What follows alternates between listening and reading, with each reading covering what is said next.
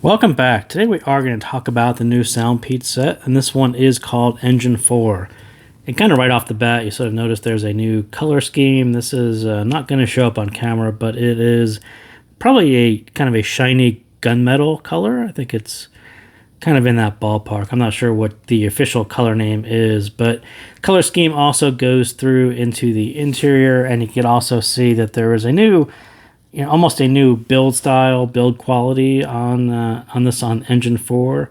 So you still get the S logo on the faceplate, but the sides have this diamond pattern to them, which is something I haven't seen before. And the bottom actually has a little clear insert where you can see the dynamic drivers. And yeah, it's actually pretty cool. It's actually quite different than their other sets. I think they have other sets that are actually in the same shape, but not in the same styling and detail that this one is. So thought that was cool, something kind of new.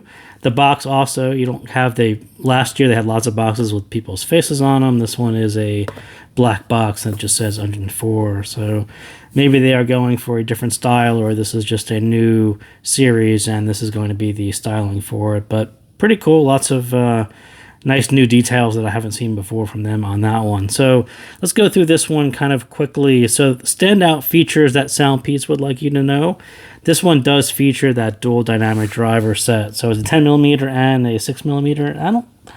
You can't really, even if we pull off the ear tip, I'm not sure we can get a good look at. So they are coaxial, and you could maybe squint and see that one is kind of sandwiched on top of the other one, but not really.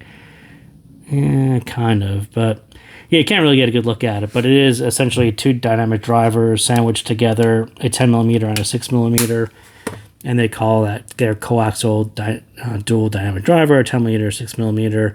This one also does feature high-res wireless audio and LDAC. It also does AAC and SBC as well. This one also, I think what's actually new with this one is actually the BT 5.3 multi-point connections, and that happens over AAC. So in the app, if you turn on use multiple connections, it actually disables LDAC, and you get the ability to connect to two phones at once. And for those of you who haven't tried that before, you essentially pair this once with your phone, turn off Bluetooth, pick up your other phone, pair it, and then you could actually turn your first phone Bluetooth back on, and you will actually have a simultaneous connection. You won't get simultaneous sound through both devices, but if you hit play on one phone and then hit play on the other phone, you only hear one phone. But if you pause one of those, you'll hear the other one. So it sort of swaps devices in that way. Whichever one is actually using the sound device, that's the one that you hear. So not two simultaneous streams at the same time, but both remain connected. And this one also does have 12 hours of playtime, which is actually a lot longer than some of their other sets, and we'll get to, a little bit why that is now, a little bit later. So the standout features from me, and these are the things that I really noticed about it. I do think their two dynamic drivers actually do work well. I think that was actually a really good choice.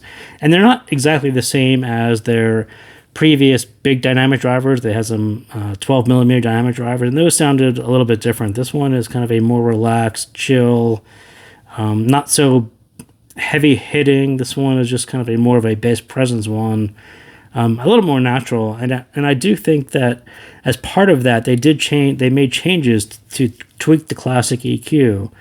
And we'll look at that in a second. But the sound signature on this one is a relaxed classic EQ, and it really does align well with this new dynamic driver architecture package that they use. I think that was actually a really good match that they put together. Different, and we'll talk about why that is different than some of the previous sets, but definitely relaxing the treble works in almost an IEM way. If you're used to wired sets, it exactly sounds what happens when you relax the treble on those as well. It sounds very familiar, but it won't be as familiar if you're used to the classic EQ from their previous sets or general bigger V TWS sets. So let's take a look at how this one lines up with a couple of previous SoundPEATS sets. And sort of right off the bat, you can see Engine 4 in the red, and one of these is not like the other ones, and you can kind of see that the bass, that is actually kind of familiar. They actually did add a little bit of warmth there. This one doesn't dip down nearly as much. It doesn't have that separation. again, these two were big dynamic drivers. This and the Sound Engine 4 is actually a different package, so that's two dynamic drivers. So yeah, that crossover is probably different. Not using as much processing on the DSP probably. But this whole treble bit and how they brought this down for Sound Engine 4 and really relaxed the lower treble, and even the upper treble is actually a little bit relaxed too. I think that is everything on this set, and how it differentiates itself from the other sets, and why it just doesn't have this big, those bigger dynamic driver sets really hit hard right there. That bump is really hard hitting. It's really fun, really engaging.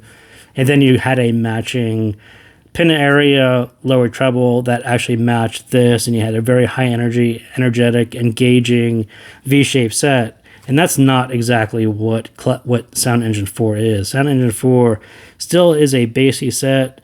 This one is more mid-focused. It doesn't have this rise here through the treble, so you don't get this big bass burying the mids a little bit and then having to raise the treble up a little bit into a V shape so everything sounded clear.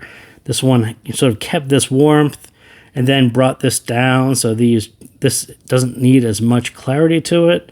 It's actually very interesting what they did. It's a very IEM-like move. And then you kind of had this relaxed extension, and that's exactly what it sounds like. But if you are used to wired sets, this one will sound super familiar, and it'll look familiar, in this way. So we take a set like Truth or Hola, which again, this is another set that was a relaxed treble set. And you can kind of see how Engine 4 has this little mid-bass bump, and that's a classic EQ signature move. The mid's very, very similar, and you can kind of see where Sound Engine 4 actually dips even lower than Hola. It's a very relaxed presence area, and that's a lot of your higher frequency snares, guitars, a lot of things will hit you right there in 5K, and by dipping it down, it's a very relaxed, easygoing, nothing too fatiguing set. And to do that below Hola, which was actually relaxed in itself, is actually pretty surprising, and then they extend it out that way. But yeah, for those of you who are fans of Hola, this one's even a little bit more relaxed than that set, and I think that's saying something, and how different it is from some of the previous SoundPEATS engines, which were very high energy, big V sets, and this one is not that at all.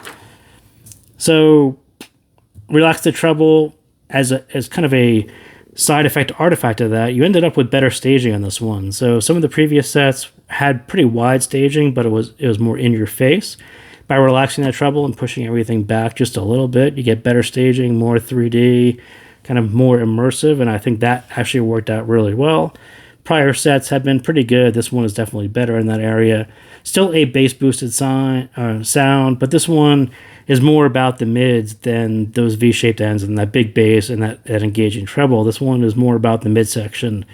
Nice balanced sound, could compete with IEMs at the same price point, but that relaxed sound will make it generally more appealing than the Harman shouty sets. And like I said, going just a little bit below where Hola is, it's a very generally appealing set. If you don't know if you're treble sensitive or not, this one is going to hit you right in the perfect spot. You like to turn up your volume quite a bit. It's going to be a perfect set for that. Lots of things, good things happen when you relax these out. You just have to make sure that there's enough energy right there. And I do think that they went, 1 or 2 dB, a little bit too deep into that dip. But generally, I'll have to admit that it is going to be a very generally appealing sound to it. So where is Engine 4 a little different than the previous sets? This one is primarily an audio-focused set. I'd love to see the same set, the same exact audio package, the dual dynamic drivers with ANC and transparency modes. That is not what this one is about. This one is pure audio set. There is no ANC. There is no transparency. You do get LDAC, like I said, so you are getting the high-res audio, but just not some of that fully featured sets or fully features that you'll find in the other SoundPEATS set. Definitely for audio quality and for the price, it's really hard to complain what they did with this one. I think it was kind of a brilliant move.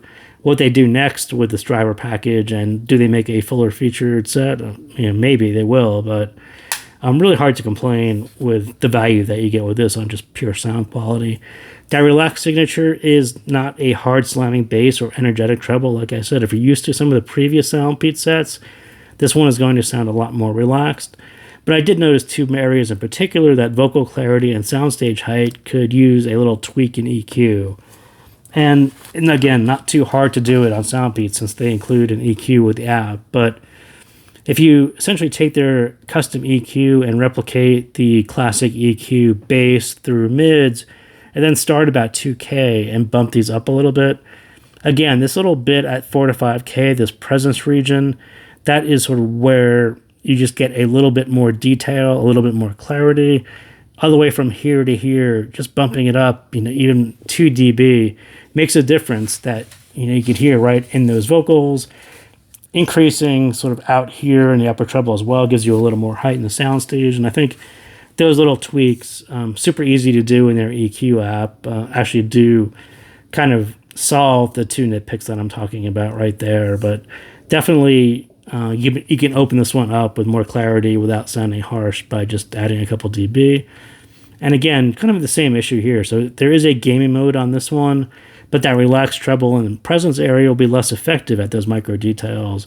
If you're used to very sharp details, a lot of clarity on your other sets for gaming, you like to hear those tiny footprint or footsteps and those small details that let you know things are happening around you. Moving that presence region down the way Engine did, or what Engine 4 did, not really conducive to hearing those details. So again, EQ those up a little bit and you're kind of back in the gaming mode. So that's what I got on Sound Engine 4. So thank you guys again for tuning in, and we'll see you later.